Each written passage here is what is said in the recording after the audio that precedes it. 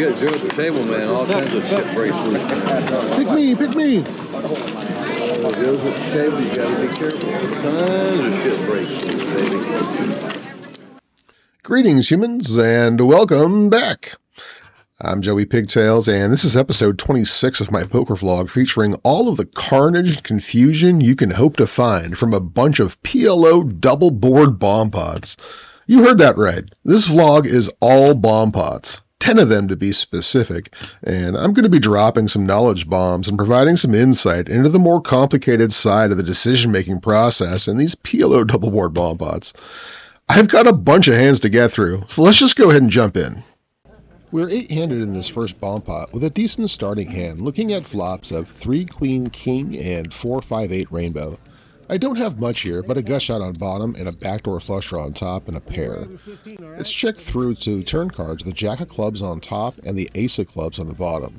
The small blind now leads for $15 into $120. 4 of us call before seat 3 pots it to $225. It's folded to seat 8, who tanks for a bit before calling, and I decided to make this call as well for a few reasons. My club draw on top is probably good based upon card removal, and that 10 might be good as well since 2 aces are gone. My gut shot on bottom would be the nut straight, in addition to my top 2 pair boat draw. I seem to have a lot of equity versus the hands we expect our opponents to show up with here on both boards, so I make the call, getting a good price. The rivers are the 7 of hearts on top and the Jack of diamonds on bottom, and I end up bricking out. It's checked around, and our opponent in seat 3 turned a wheel on bottom to take that half, and the player in seat 8 had King Queen for top 2 pair on the top board to take that half. In the next bomb pot, I have a decent looking combo in late position. Coordinated Jack 10 is a monster in this game. We see flops of 9-4-6 Rainbow and Queen 10-3 Rainbow. Top 2 pair is great, but this is a bomb pot and we only have equity on one board. So when check to, I check to evaluate, and it ends up getting checked around. The turns are the 6 on top and a queen on the bottom, and now we can get excited.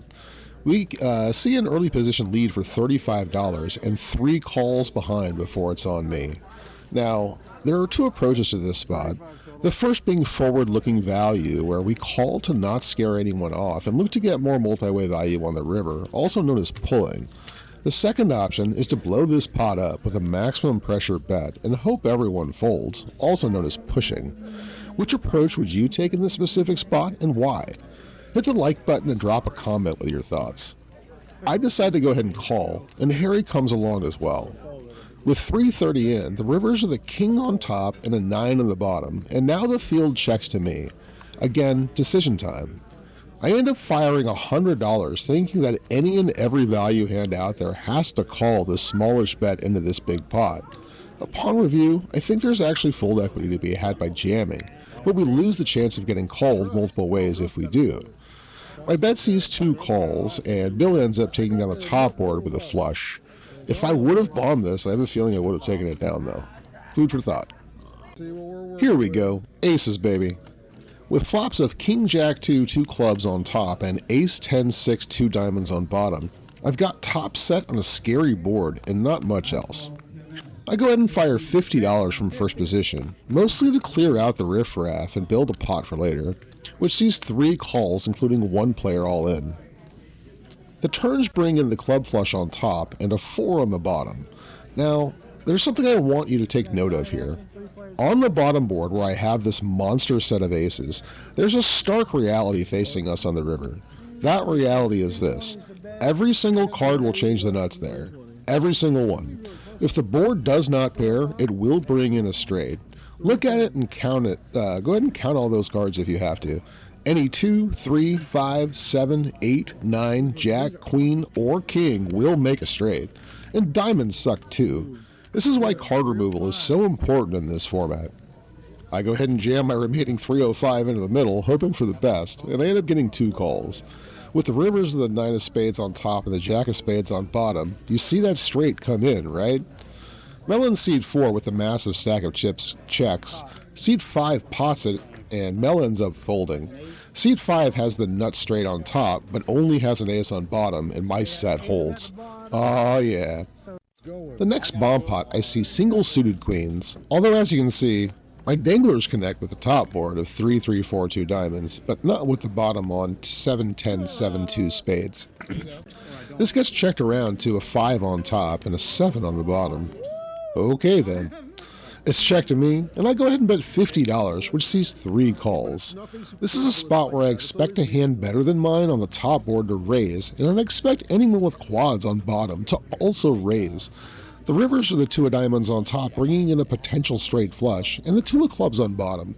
I bet another $50 on the river looking for crying calls, and I do get 1. I show my 2 boats, and they're actually good to scoop this. You'll notice the changes in scenery. This was the start of the second day I was recording. It's a new table and new players, and I'd say a bit more conservative than the last table, but still decent action. I flop pretty hard on top with trip 9s and have a gut shot on bottom, but I'm always checking first to act here. We see an all-in from a short stack for $45, followed by 2 calls. I go ahead and call as well, as I have a potential to scoop this, and I'd expect a raise from ace-ace or ace-9.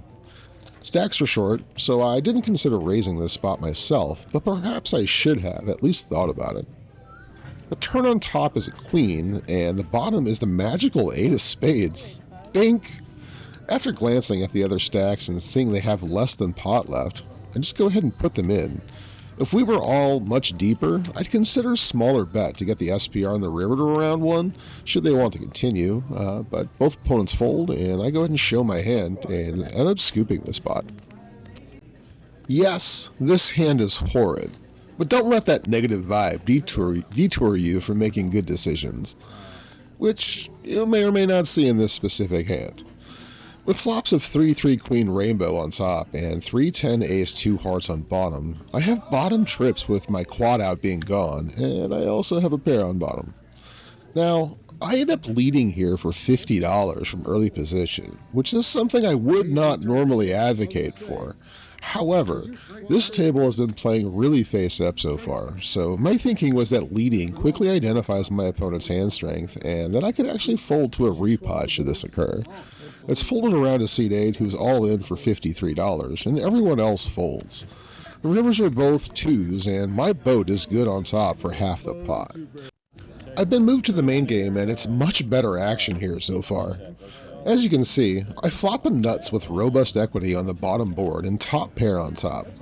We can argue for this being a push spot, but after seeing a bet of $100 and a call, I feel the turn is a much better spot to take that kind of line, so I call, hoping for more action behind, which we do end up seeing 1 more call.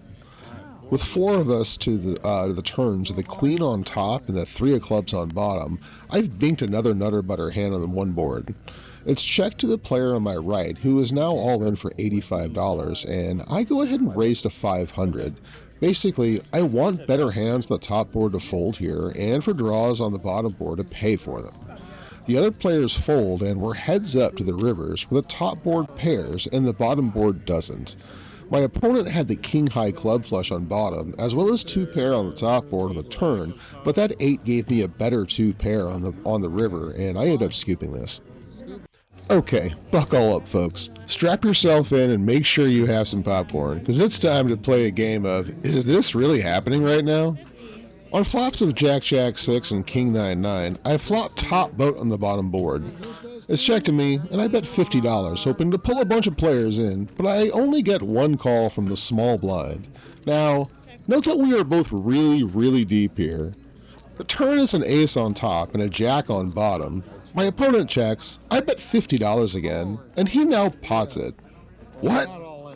I'm never folding here, and we're heads up, so I'm playing for half the pot here, and I end up calling this bet without just jamming it in, leaving him about $500 and me covering. I think this is a mistake, though. I probably should have just jammed. What are your thoughts? The rivers are a 10 on the top, and what the fuck? Are you shitting me right now? My opponent rips it in my face, and I think I'm going to puke. Talk to me. What just happened? Is there ever a reason to do anything but fold here? Yes, there's a jack on bottom, making it less likely he has one of those, and there's only 1 9 in the deck. I end up folding here, and thankfully my opponent showed me he had a 9, and he also had the case king, which explains a lot about the reason why he was so aggressive there on the turn. But he did not have anything on top, and I would have actually taken half the pot. In the end, calling $500 on the river there, hoping to only get half of what's in the pot back, is not an ideal situation, so folding actually was correct. Here's another spot where we flop the nuts on one board. I do have a 10 high diamond draw on the top board too, so perhaps there's a potential to scoop this. I do want to point out that my hand on bottom, where I flopped a boat, this hand is still quite vulnerable. There's still another 5 out there, and chances are that a player will have some cards that can make bigger boats if they do have that other 5, so be wary of big turn and river cards on our board. I go ahead and bet $50 first to act, and I get 5 calls. The turns are more or less irrelevant, and I go ahead and jam my remaining $110 in the middle. There's one smaller stack of $70 who is also all in, and 2 more players who cover me, so my main and side pots total about $800. The river bricks on top, but improves my hand on the bottom, so I do end up taking half of this pot. In the next hand, I look down at some queens third to act, where I flop a gut shot to the nut straight on top and middle set on bottom. I have a strong hand, but we never feel comfortable having lower than top set on any board. Dave on my right fires $60. I call, and 2 other players make the call too. The king on top gives me an open-ended straight draw now, which the 9 on bottom now blocks. The only player I would expect to show up with an ace-ace combo is Dave on my right, and the nuts on the bottom board did not change, so I expect to be ahead on that board when it's checked to me. I also have 5 clean outs on top, so I go ahead and pot it, looking to push the other players out. The other player on my left disagrees with that idea and is all in for $140, and the other 2 players also decide that they've come this far and they're not going to fold, so they go ahead and call $330 as well. The river brings in the flushes on both boards, but the bottom board pairs with a 5, giving me a boat. Everyone decides to check, and the player in seat 2 rivered a couple of flushes, but my boat on bottom beats that and is going to outpit my friend Dave, who had ace-5 for a canoe, and I'm going to rake in half of this pot. What a wild ride. PLO double board bomb pots truly are some of the biggest variance spots you will ever find yourselves in, and navigating these decision points isn't for the faint of heart. I'm going to be working on a strategy guide, as I discussed with some of you this weekend at Orange City. I think there's an opportunity to start teaching to these concepts, so I'll figure out how to offer that for those of you looking to learn about them. My plan with videos going forward is to focus on bomb pot content, so if you want more of it, make sure to mention it to your friends and hit that like button. Thank you all for stopping by. I'm Joey Pigtails, and I am transparent, reminding you to be a good human. Bye!